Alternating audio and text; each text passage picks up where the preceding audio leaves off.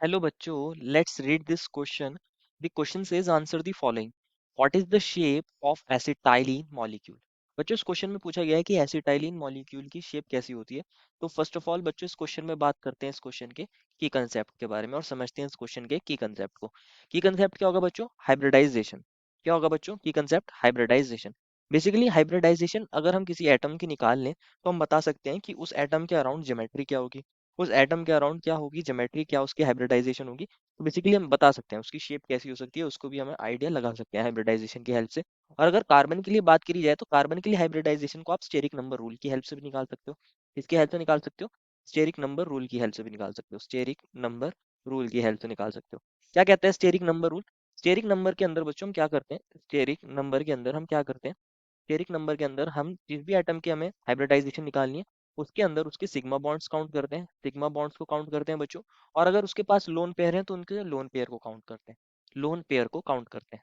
Steric number में sigma bonds को count करते हैं, लोन पेयर को काउंट करते हैं। इसके अंदर पाई बॉन्ड्स को काउंट नहीं करते। अगर इसकी वैल्यू आती है 4 तो हाइब्रिडाइजेशन क्या होती है बच्चों? sp3। और ज्योमेट्री टेट्राहेड्रल होती है।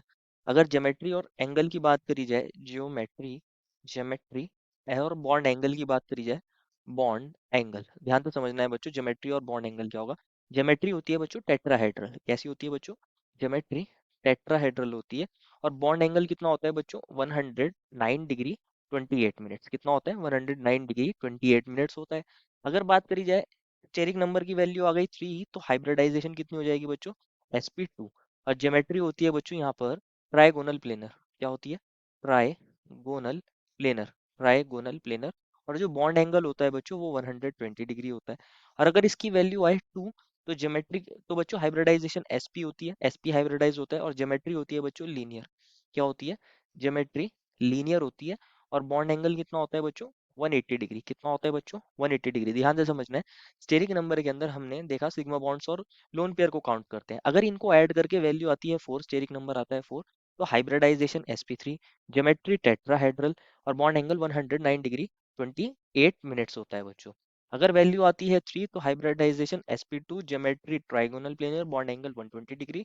और अगर वैल्यू आ गई 2 तो हाइब्रिडाइजेशन sp, ज्योमेट्री लीनियर और बॉन्ड एंगल 180 डिग्री। तो ऐसा हम बोल सकते हैं। अगर एसिटाइलिन मॉलिक्यूल की बात करी जाए, एसिटाइलिन मॉलिक्यूल, अगर एसिटाइलिन की बात करी जाए तो दैट इज कार्बन ने ट्रिपल बॉन्ड बनाया है कार्बन के साथ और ये हाइड्रोजन है, ये हाइड्रोजन है। तो अगर हम कार्बन की यहाँ हाइब्रिडाइजेशन निकालना चाहें, बेसिकली कार्बन के सिग्मा बॉन्ड्स को काउंट करिए। एक सिग्मा बॉन्ड तो ये रहा इस कार्बन का, और एक सिग्मा बॉन्ड ये रहा। अब दो तीन बॉन्ड्स है, मतलब दो पाई बॉन्ड्स होंगे इनमें। एक ये वाला पाई बॉन्ड है, एक ये वाला पाई बॉन्ड है, दो पाई बॉन्ड है, दो सिग्मा बॉन्ड है। तो अगर हम स्टेरिक नंबर निकालना चाहें कार्बन के लिए, स्टेरिक नंबर, तो स्टेरिक नंबर कितना होता है? Sigma bonds plus lone pair. Lone pair है नहीं, दो ही सिग्मा बॉन्ड है, तो वैल्यू कितनी आ जाएगी? 2। कितनी आ जाएगी बच्चों यहाँ पे वैल्यू? 2 आ जाएगी। कार्बन के लिए स्टेरिक नंबर निकालोगे तो 2 आएगा। सिमिलरली इस कार्बन के लिए भी दो सिग्मा बॉन्ड है और पाई बॉन्ड्स को काउंट करते नहीं, इस कार्बन के लिए भी इसकी स्टेरिक नंबर कितना आएगा? 2। और स्टेरिक नंबर 2 होता है बच्चों, तो हाइब्रिडाइजेशन अभी हमने देखी थी कितनी होती है बच्चों? sp और बॉन्ड एंगल होता है 180 डिग्री और ज्योमेट्री होती है लीनियर।